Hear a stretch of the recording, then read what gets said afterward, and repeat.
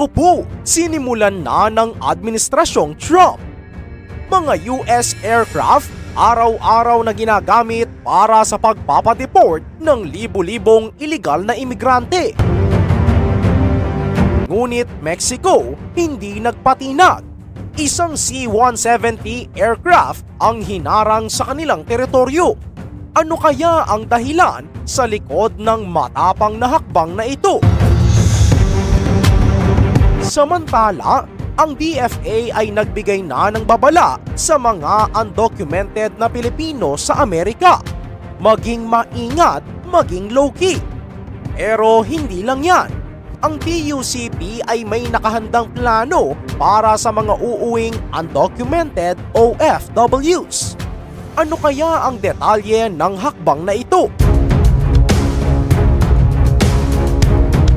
Mga kahistoryador, tila ba hindi na lamang kwento ang balitang sisimulan na ang planong deportation sa mga illegal na imigrante sa buong Estados Unidos. Ito ay matapos maupo muli bilang Pangulo si Donald Trump.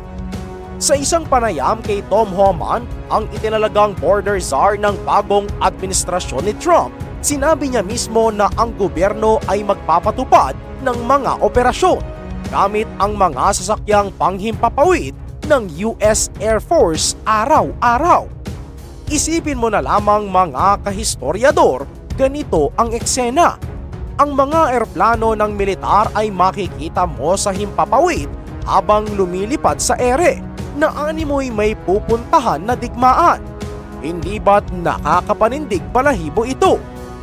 At sa isang makasaysayang hakbang, ang gobyerno ng US ay nagsimula ng gamitin ang mga sasakyang panghimpapawid upang ihatid ang mga migrante sa kanilang bansa.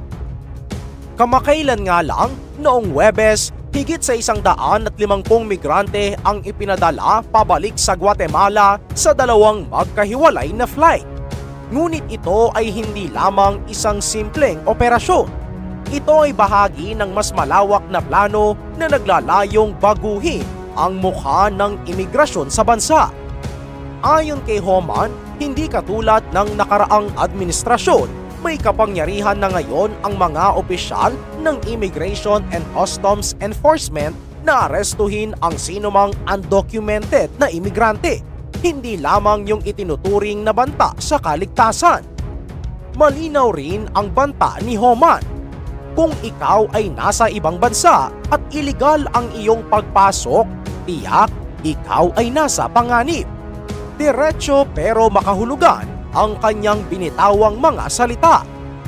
Ngunit hindi lang ito tungkol sa pagpapatupad. Ito rin daw ay tungkol sa seguridad at kaligtasan ng publiko sa buong Amerika. Sinabi ni Homan na habang patuloy ang kanilang operasyon, unti-unti nilang papalawigin ang mga aksyon para sa mas maraming pag-aresto. Sa kabilang banda, mayroong isang matinding pagkakaiba mula sa pamamahala ni Biden, kung saan ang mga patakaran ay nakatuon sa pagprotekta at pagtulong sa mga migranteng walang halo ng criminal records. Ang dating Secretary of Homeland Security na si Alejandro Mayorkas ay nagbigay diin na maraming undocumented na imigrante ang matagal nang naninirahan sa bansa at nag-ambag sa lipunan. Ngunit para kay Homan, ang batas ay batas at ito ay dapat ipatupad.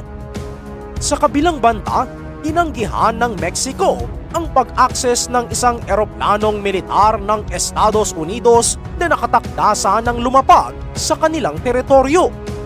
Ang pangyayaring ito ay nagbigay diin sa lumalalang tensyon sa pagitan ng dalawang bansa na matagal nang magkaalyado. Pero dahil nga sa bagong patakaran ni Pangulong Donald Trump, tila ba ang dating magkaibigan ngayon ay nagkakaroon na ng lamat.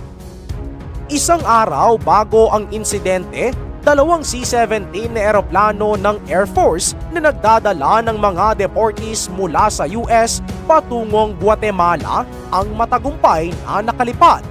Ang bawat eroplano ay may sakay na humigit kumulang 80 katao. Ngunit ang ikatlong eroplano na nakatakdang lumipad patungong Mexico ay hindi na natuloy. Walang malinaw na paliwanag kung bakit ito nangyari. Ngunit ang mga ulat ay nagpapakita ng pagtaas ng tensyon sa pagitan ng US at Mexico simula nang manalo si Trump sa halalan noong Nobyembre. Alam naman natin na isa ang Mexico sa pinaka-tinututukan ni Trump at sa nakalipas na taon ay naging sentro ng mga pang-aabuso at racism mula sa kanyang administrasyon. Isa pa sa ikinagagalit ng Mexico ay ang mga banta ni Trump na magpataw ng 25% na taripa sa mga produkto mula sa kanilang bansa bilang tugon sa pagdami ng mga migranteng tumatawid sa hangganan. Pagkatapos lumabas ang balita, nag-tweet si White House Press Secretary Caroline Leavitt na tinanggap ng Mexico ang isang record ng 4 na flight para sa deportasyon sa loob lamang ng isang araw. Subalit, hindi niya nilinaw kung ang mga ito ay militar o komersyal. Ang gobyerno ni Mexican President Claudia Sheinbaum ay nagpahayag din ng pagtutol kay Trump sa kanyang unilateral na hakbang upang ipatupad ang mahigpit na pamantayan sa imigrasyon. Sa kabila ng magandang relasyon ng Mexico at Estados Unidos, malinaw na may mga hangganan ang kanilang pakikipagtulungan. Sinabi ng Ministry of Foreign Affairs ng Mexico na palagi silang handang tanggapin ang kanilang mga mamamayan, ngunit may paggalang sa kanilang soberanya. Mga kahistoryador, sa isang kamakailang pahayag, pinayuhan ng Department of Foreign Affairs ang mga Pilipino sa Estados Unidos na maging maingat at low-key sa kanilang pamumuhay.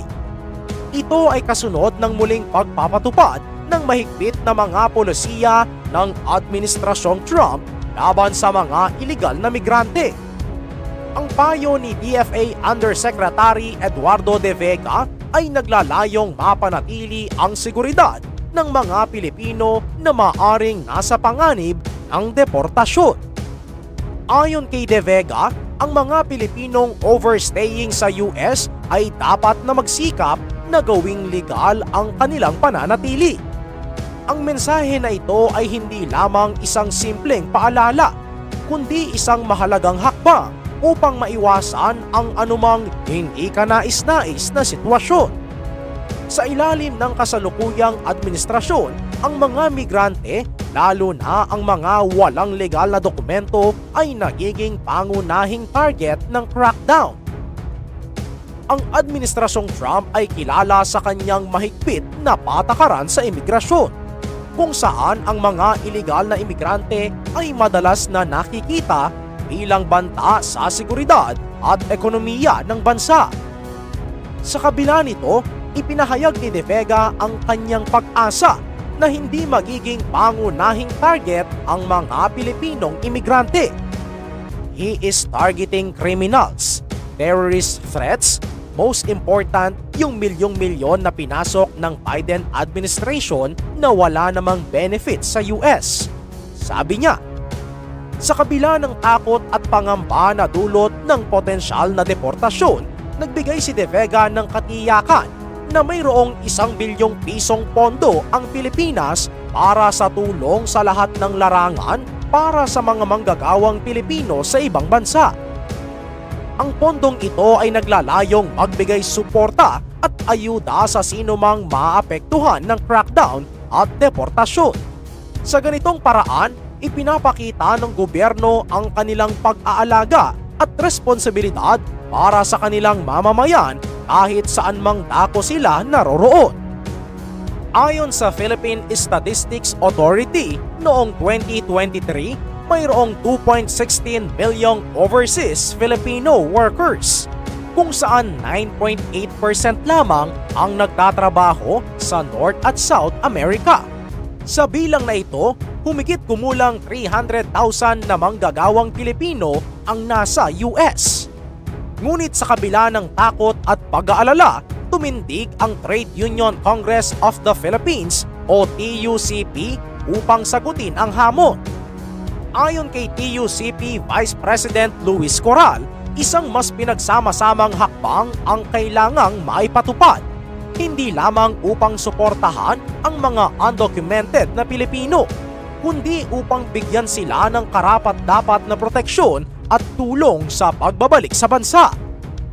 Ayon din kay Coral, napapanahon na umano na magtatag ng isang interagency body na magpapadali ng koordinasyon sa pagitan ng iba't ibang sektor ng gobyerno.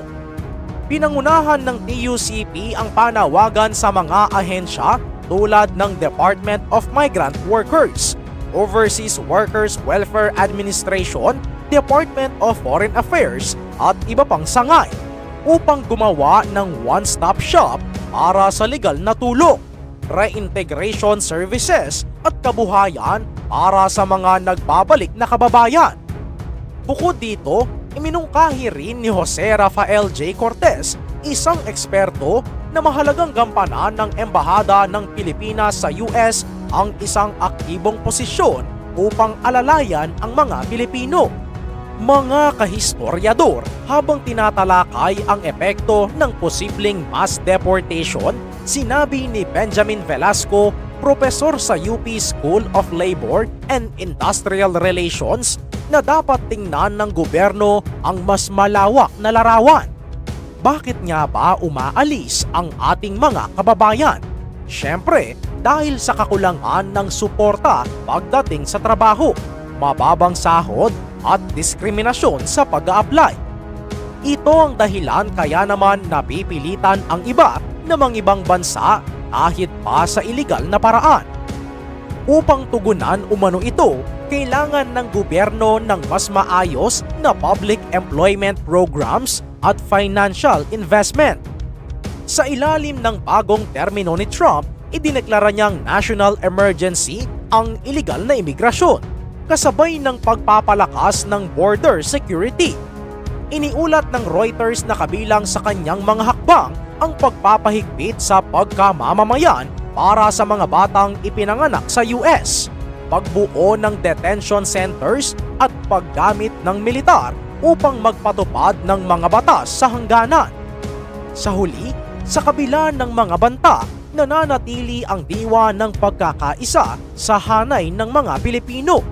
Ang TUCP, mga ahensya ng gobyerno at mga Pilipinong organisasyon ay nagpupursige upang maibsan ang epekto ng posibleng deportasyon. Ang layunin ay hindi lamang magbigay ng pansamantalang tulong, kundi lumikha ng mga pangmatagalang solusyon mula sa disenteng trabaho hanggang sa mas matibay na ekonomiya. Sa bawat paglipad ng militar at bawat aresto, tila nagiging mas malinaw ang direksyon ng Administrasyong Trump. Ang tanong tuloy ngayon, mga kahistoryador, ano ang magiging epekto nito? Hindi lamang sa mga imigrante, kundi pati na rin sa buong Amerika. Ikaw, ano ang masasabi mo? Dapat nga bang mas paigtingin ng gobyerno ang kanilang tulong at paghahanda para sa mga undocumented Filipinos? May sapat bang oportunidad sa Pilipinas para sa kanila? Pabor ka ba sa ginawa ng Mexico sa pagpigil nito sa isang US military aircraft na magdadala sana ng mga pinauwing imigrante? Comment down below ang inyong mga opinyon.